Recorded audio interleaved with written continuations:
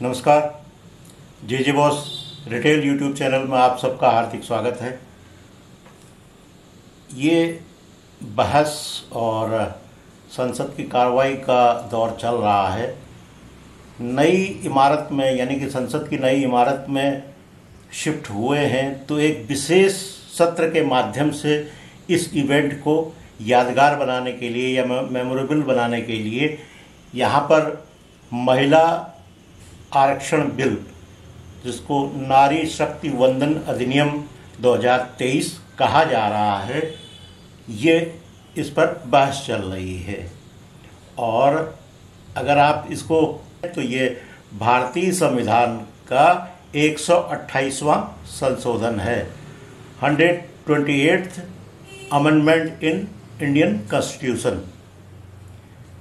कुछ आपको अमेंडमेंट्स याद होंगे, जैसे 1976 का 42वां अमेंडमेंट या 42वां संशोधन, वो भारतीय राजनीतिक इतिहास में सबसे प्रमुख संशोधन कहलाता है। कई बार तो उसको कहते हैं कि मिनी संविधान जो बनाया गया था वो उस 1976 में 42वां संशोधन।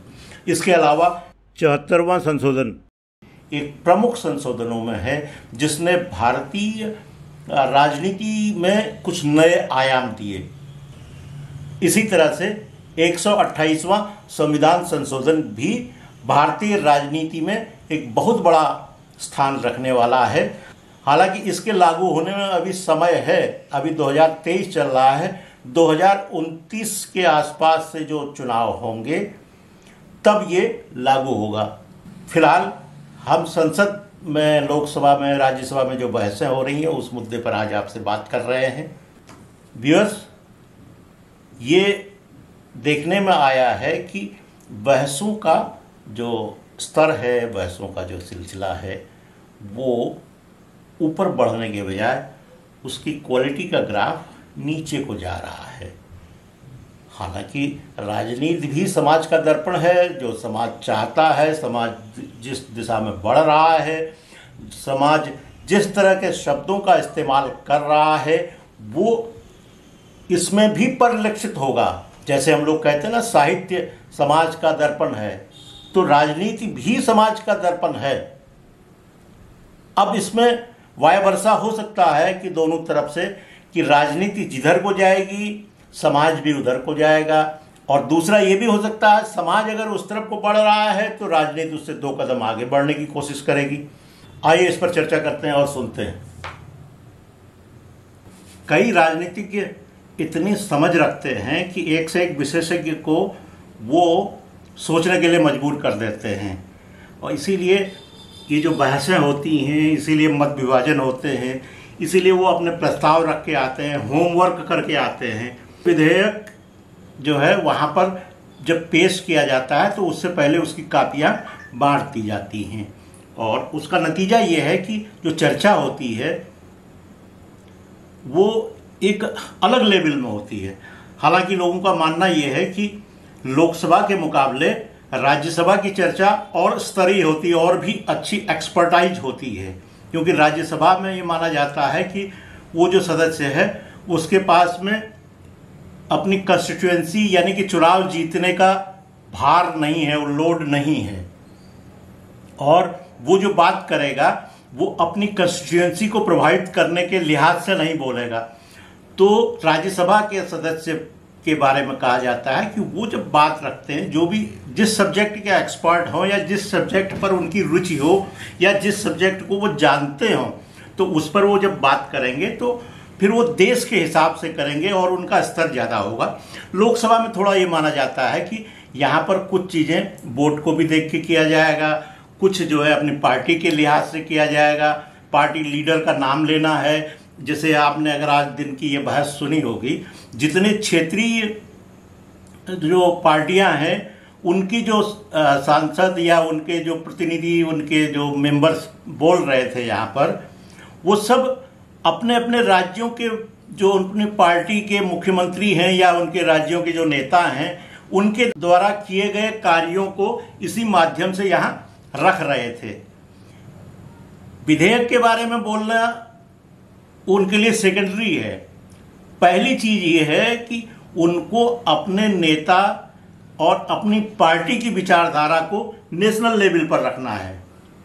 आपने कई बार देखा होगा कि सभी जो भाषाएं हैं भारतीय भाषाएं, तो कुछ लोग ये जान करके भी हिंदी अंग्रेजी में इसलिए नहीं बोलते हैं कि उनको आता है, बीच बीच में वो उसको हिंदी अंग्रेजी नहीं करते हैं, वो सिर्फ जो है अपनी क्षेत्रीय भाषा में बोलते हैं, ताकि उनका जो वोटर है, उनके स्टेट का जो वोटर है, वही उसको समझे और वहां जाकर के वो दिखा सकें कि भाई देखिए हमने ये बात रखी थी, वो गलत हो या सही हो।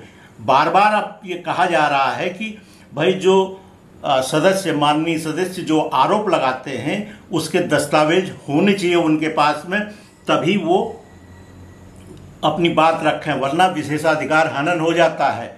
लेकिन इधर हमने कई बार से देखा है कि अब धीरे धीरे बहसों का स्तर काफी गिर गया है। जो शब्दों का इस्तेमाल है, जो भावना का प्रदर्शन है, और जिस तरह से जो एक आप समझिए कि जो व्यवहार किया जाता है, उस व्यवहार में काफ़ी अंतर आया है। व्यूअर्स मैं बताऊं कि मैंने 1980-81 के आसपास से ये पॉलिटिकल, क्योंकि मैं पढ़ाई के दौरान थोड़ा सा जिज्ञासा रखता था विश्वविद्यालय के उस पर, तो घर का भी माहौल ऐसा था कि पॉलिटिकल न्यूज़, स्पोर्ट्स की न्यूज़ ज़्यादा देखी जाती थी, पढ़ी जाती थी, मैगजीनें आती थी, अखबार आते थे। तो ये 80-81 के आसपास से जब श्रीमती इंदिरा गांधी जी दोबारा, यानी कि इमरजेंसी के बाद एक बार पलट के फिर आई थी, तो तब जो है ये राजनीतिक परिदृश्य को समझना शुरू किया धीरे धीरे।